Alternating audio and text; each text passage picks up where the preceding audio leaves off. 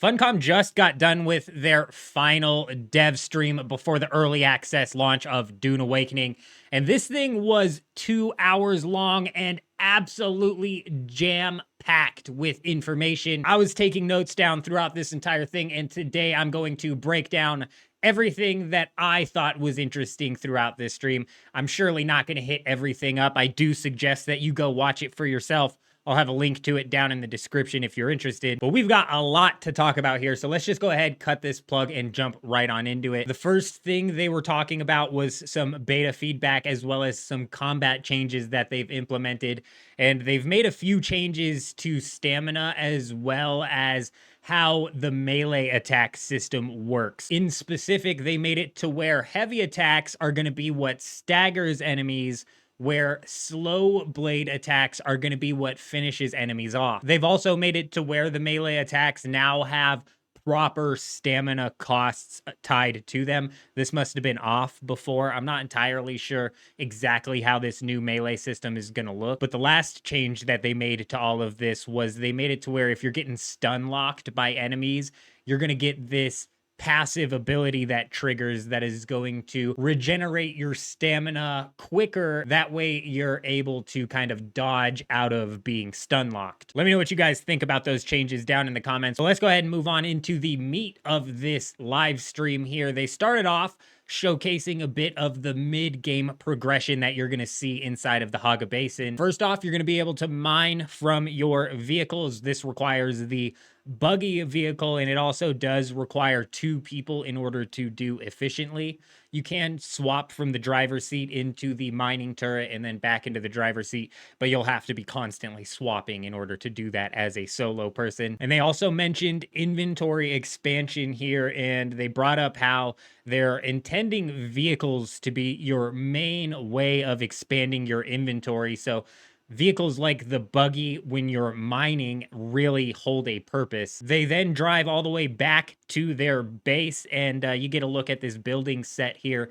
Personally, I love this. I'm a huge fan of building inside of these games. I cannot wait to jump in and just build an over-the-top base inside of Dune Awakening. But when they get there, they also showcase the ability to deposit your entire vehicle's inventory into a chest while you're at your base. This is something we already knew, but they showcased it here as a bit of a quality of life thing. Then they're building this ornithopter here, and they showcase vehicle variants as well as swatches, they call it. The variants are going to be cosmetics that change the physical appearance of the vehicle or the armor set, because these also apply to armor sets as well. Whereas in swatches are going to be things that change the color scheme of the vehicle or the armor set. They're then flying this ornithopter around, and you can see this little warning pop up because if they get too high in altitude, that increases their fuel consumption. They say they've implemented this to prevent people from just camping way up in the sky, but we then see them park this ornithopter inside of a garage.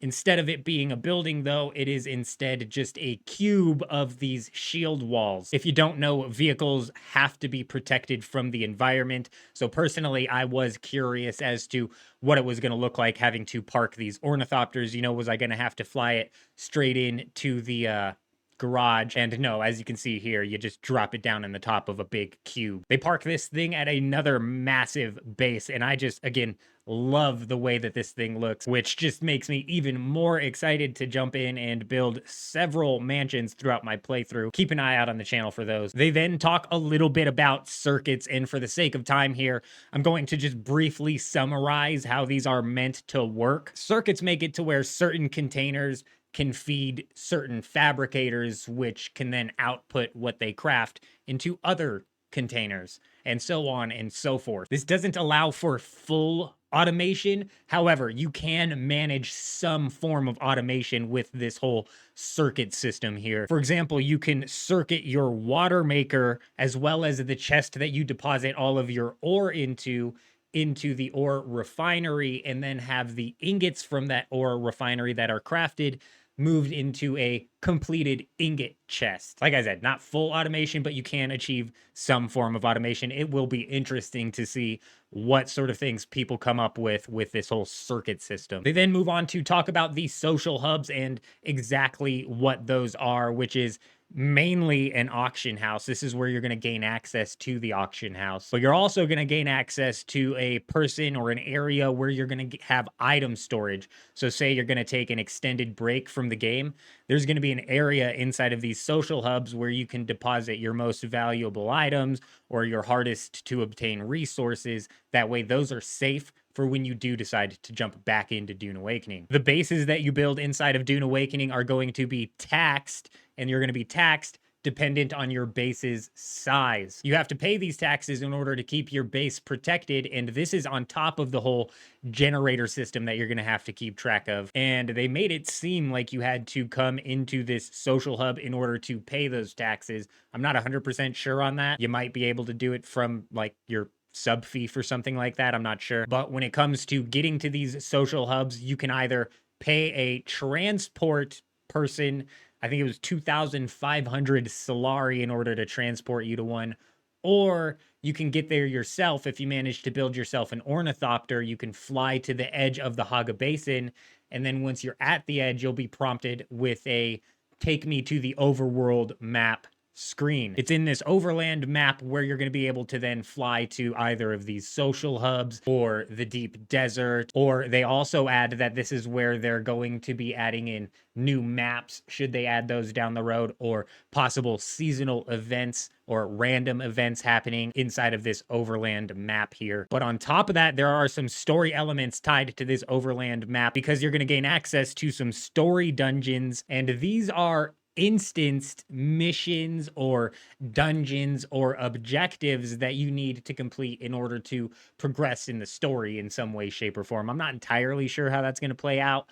They do show a bit of a showcase from one of these instanced story missions here, and it looks really good. So honestly, I'm excited to see it. Let me know what you guys think down in the comments, but it's from here where they move on into probably the most exciting part of the stream, and that is the deep desert and the whole Landsrad system that they have going on. They do a lot of like precursor information talking about stuff that we already know in regards to the deep desert. I'm going to skip over all of that because they then actually move into the deep desert and we get our very first look at what we're dealing with here. And they start off in the southern part of the deep desert, and they say that the entire southern part of the deep desert is actually a safe zone. Since the deep desert itself is massive and this safe zone is said to be 10% of the deep desert, the safe zone itself is actually pretty dang big. And they even confirmed that there are actually a decent amount of PvP elements inside of this safe zone of the deep desert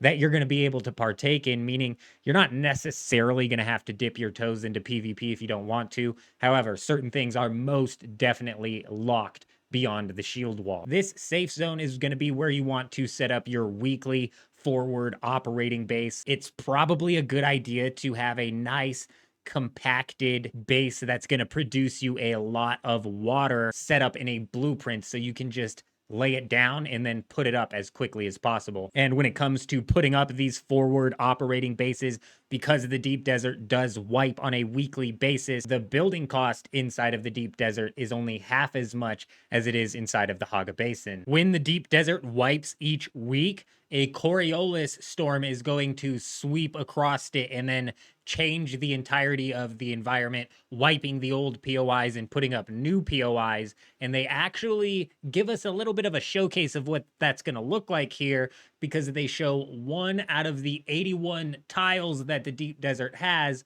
over the course of a 3-week process.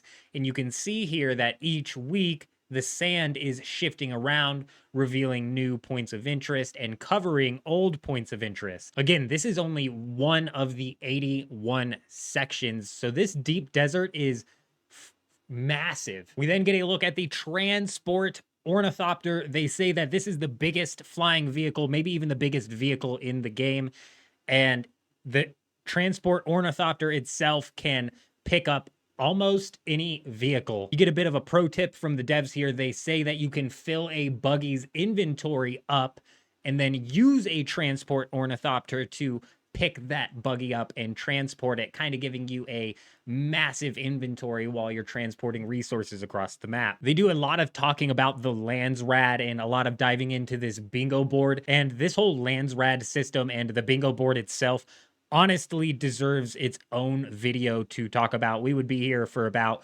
another 30 minutes if I were to try and break this entire thing down. But keep an eye out on the channel because I do plan on jumping in and sort of talking about exactly what we can expect to see from these Landsrad systems. But some more things that they mention about the deep desert is the fact that full friendly fire is on, which is thankfully really good for solo players. This is going to actually give us the ability to maybe cause a little bit of mayhem by causing confusion inside of the battle with these guilds. And it'll be interesting to say the least to see how all of this full friendly fire combat plays out. On top of that, they point out that the deep desert itself has server meshing technology tied to it, and they kind of bragged about crossing a border in the preview seamlessly. It'll be interesting to see how this server meshing technology holds up once it gets the full force of all the player base interacting with it.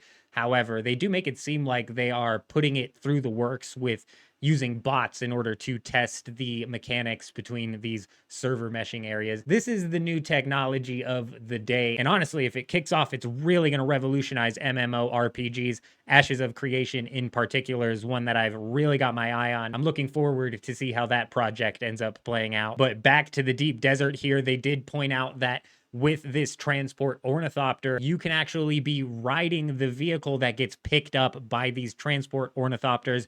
They do a bit of a showcase here where they're diving into this spice blowout. I forget what they called this thing, but the transport ornithopter flew this spice collecting buggy down onto the ground here, and they didn't have to drop somebody on the ground with it and then have that person get into the spice collector. They were already inside of it and could just immediately start going. They talked a bit about thumpers, but unfortunately I missed it. I had to go help my kid out when that was happening. Let me know down in the comments if you guys happen to catch what they mentioned about thumpers. I could rewatch it and then bring it up, but in reality, the only reason that I'm even mentioning that I missed this is that you should go watch the stream for yourself. It is jam-packed with information. Like I said, there's no way that I caught it all. However, this was just about everything that really piqued my interest. They did mention one last thing that caught my ear and absolutely blew my mind, and it's the fact that there is a optimal time of day